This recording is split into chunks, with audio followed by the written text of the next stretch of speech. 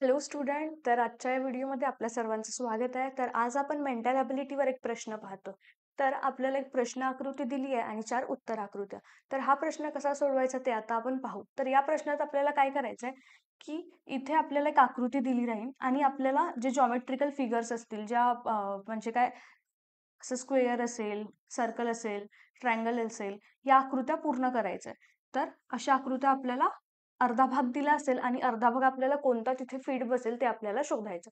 तर आता आपण हा भाग बघितला तर इथे आपल्याला काय दिसतंय, एक स्क्वेअर पूर्ण होताना दिसतंय. आता हा स्क्वेअर कसा पूर्ण होईल, इथे कोणता भाग फिट बसेल ते आपल्याला आता बघायचंय. आता आपल्याला या लाईन पर्यंत आपल्याला काहीच पाहिजे नाही.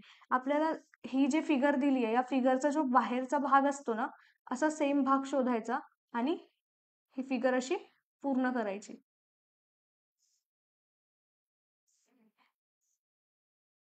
तर असा भाग आपल्याला शोधायचा आहे. तर असा भाग आपल्याला कोणत्या ऑप्शनमध्ये दिसतंय?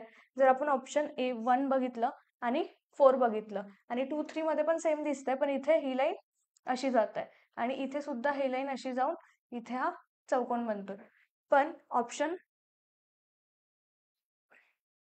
ऑप्शन 1 आणि ऑप्शन 4 मध्ये बघितलं तर हे बरोबर वाटतंय. तर या दोघांमधून कोणतं असेल? जर आपण परत ऑप्शन 4 बघितलं तर ही जी लाईन थोडी आडवी गेली आहे. पण ऑप्शन ए मध्ये काय, ही लाईन सरळ आहे आणि इथे खाली असं पण बनतंय. तर ऑप्शन ए ह्या प्रश्नाचं काय आहे? बरोबर उत्तर असणार आहे. तर हा प्रश्न इथेच संपतोय. भेटूया पुढच्या व्हिडिओमध्ये. धन्यवाद.